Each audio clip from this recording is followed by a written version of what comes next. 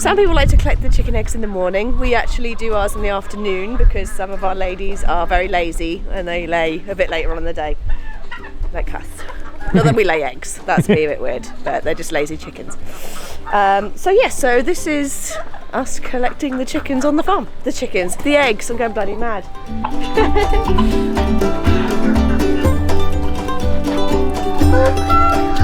Alright. So it's annoying because you make all these nest boxes and the chickens tend to lay in the same two or three nest boxes. And in this case they've chosen these 4. That looks nice.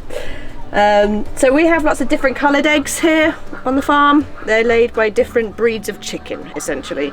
So this one is going to be your Cuckoomaran. I have to remember all this now, it's been a little while. Cuckoomaran and your Easter egger, they lay the kind of greeny ones. The pink ones are generally not the Rhode Islands, the Delawares, California sometimes will lay a slightly cream egg, usually white. Wyandottes are cream. Anyway, the darker one, again, for your brown eggs, your Rhode Island Reds tend to lay your dark brown eggs.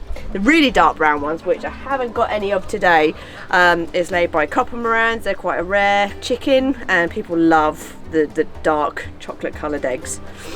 So yes, so it all depends on different breeds, and actually we have an olive layer at the moment. I don't know if that colour is going to come out very well on the screen. This is a real nice olive colour. I'm not sure who that is. I'd love to know because I've always wanted olive eggs. They're very sought after in the chicken world. These stupid little eggs are laid by bantam chickens. They're the small chickens. I don't know how to explain. They're just miniature chickens. They're really cute, and I'm sure Lawrence will overlay it with a picture of China, who lays these ones.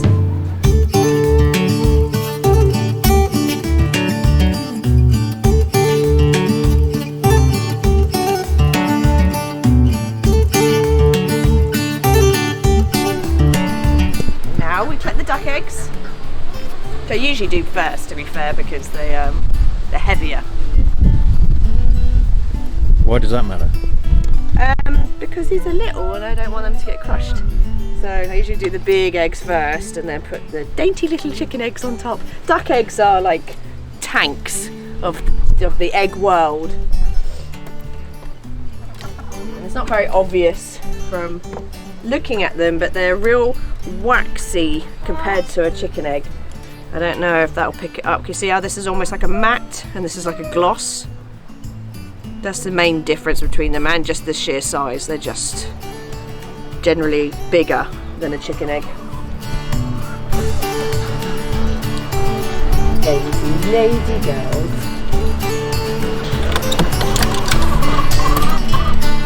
Done!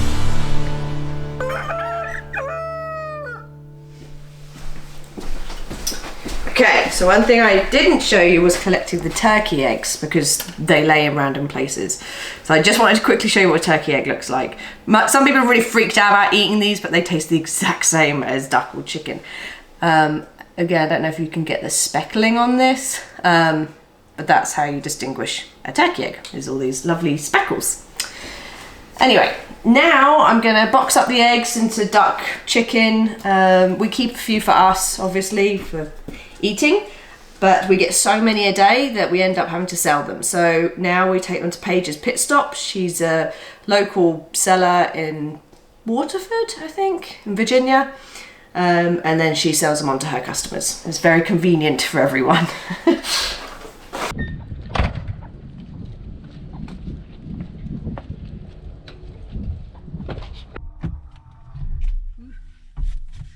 So this is weird. This is the first time we've driven the truck since we got back. It is a bit weird actually. This truck is massive. We haven't even cleaned it out. So we've got in like still barbecue sauce left in it. And this is only the second time I've left our property since we got back. That's bad. So yeah, probably about the 4th time I've left the house, if I'm honest. So here's a trick for everyone. When you get the mail,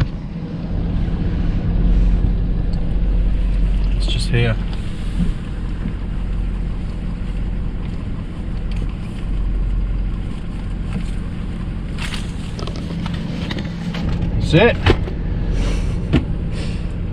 That's how you do that.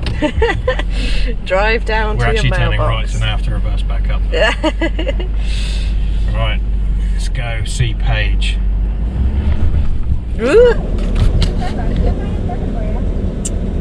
We need 2 small mocha frappuccinos, 1 decaf. There you go. 2 small mocha cappuccinos, one of them Frappuccinos. decaf. Oh, sorry, frappuccinos. 2 small mocha frappuccinos and then 1 Decaf. One was decaf. Yep. That's it, thank you. Check the screen. Okay, thanks. Yeah. It's annoying, it died. But we did get our drinks. Paid for by Katie. Thank you, Katie. Thank you, Katie. Again. Now, Actually, Chief and D bought us coffee recently as well, so this could be their one. Thank you. okay. Chief and D. Well, thank Chief and D for this one then. Yeah. I don't remember buying anything in bottles. It's jangling away. Yeah. Oh, I don't remember buying these 5 bottles of wine. Sure, sure. We are now heading to Paiges Pitstop. See you there.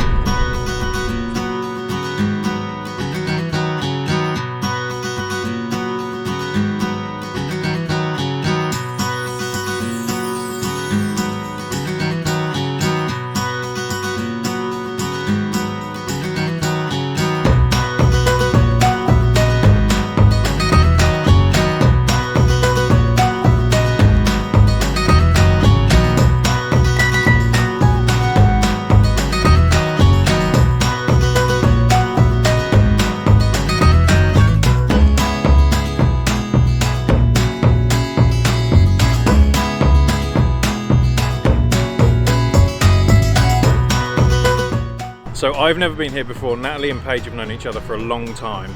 It must be, what, 4 years? 3 years now? 3 or 4 years, yeah. And so this is the first time we've met. And Paige's story is really quite interesting. So you own a whole building here, and it's basically a store, right? It's a village store. So interestingly, it didn't start that way, right? Right. So how did it start? On the front porch of my house. Really? Which is? Little honor system just over here. I stole Natalie's eggs and jams and tomatoes, had them on the front porch, and it was just an honor system. People came, got what they needed, and left. And then I saw how good it was doing. I had a little run-in shed here in the field the next year, and it did really well, so I thought, well, put a building up. So Wow. And that's how what long I did did. that take? The building went up in 3 days. The interior construction was a month, and I opened in July of 18. So how long did it take from you starting on your porch to Maybe a year. a year? Yeah. I thought you were going to say like 7 years or something. No, 1 year. 1 year. Okay, so as you can tell, we've moved position because there is a car in the way. Paige is going to take a phone call now. And okay, so a few things. So you have your own animals as well. I didn't know that. I have about 200 chickens. I've got a couple pigs that are pets, a couple goats that are pets, weed eaters, and a dog. Wow, and you buy from people like us. Yes, And absolutely. I assume looking around the store, you have a whole bunch of people. Yep. Deal with local farmers for beef and pork and lamb and chicken, and I raise my own meat birds too. I also do turkeys at Thanksgiving. Wow. So one question that I asked Natalie when she first said, hey, I met a lady who wants to buy our eggs. I thought there'd be some kind of law, like, you know, USDA law around buying people's eggs and selling them and things like that. So we're just, you know, at first we only brought you like a dozen at a time, and now we bring a few more. But so there's no laws. No, we can collect local eggs and sell them. I can sell my own eggs and then help us with that. Really, and there's no, you don't have to put I think any it's health just meat. stickers on. Just meat. It's It just doesn't really meat. have to be USDA stamp. But that's a state thing, right? Agriculture, yep, state. Okay. Well, not, But like in yeah, Maryland, mainly, apparently yes. I heard that Maryland have much stricter laws around it. Yes, yes. Okay. How has COVID affected all of this? So things seem to be getting a bit more lenient now. But how's that? Did you go through a period where you had nothing, or has business gone down, or has it got better? Or I've been doing all right, holding up on inventory pretty well. Sometimes beef will go down for a few days, but come right back up again because I've got plenty lined up going to be butchered. so sales haven't Sales have increased tremendously. really? So, yeah. Wow.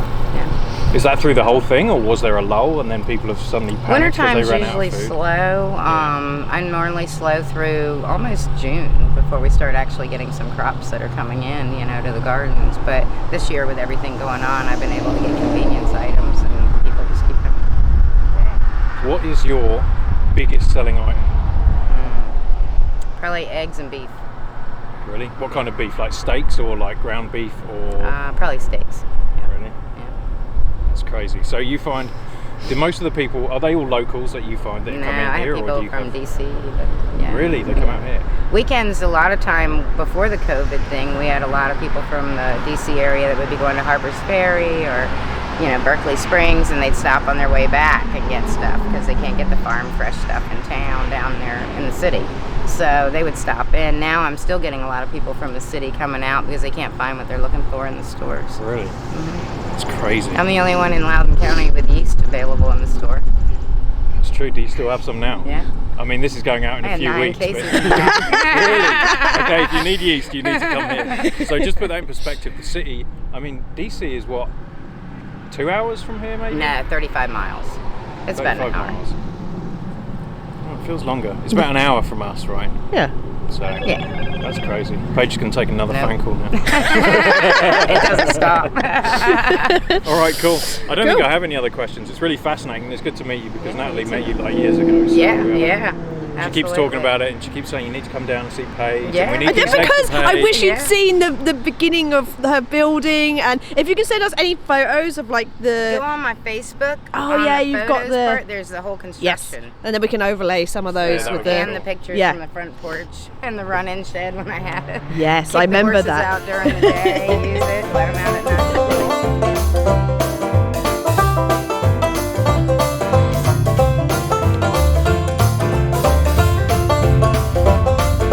Did you just say no to the goat? He's eating my shoelaces. They're not dogs. Can't believe, Natalie, we're having a day trip to go and see some chickens. On a farm. Hello. You're nibbling my back. You're cute.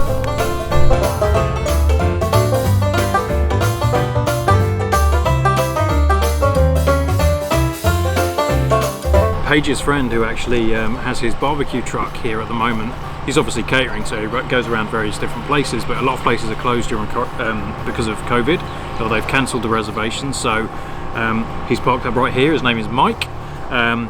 Interestingly, what I found out is that Paige is actually English, which I didn't know. Natalie didn't tell me that, and her mum's English or half English. I think her dad was in Tennessee. Hope I got that right.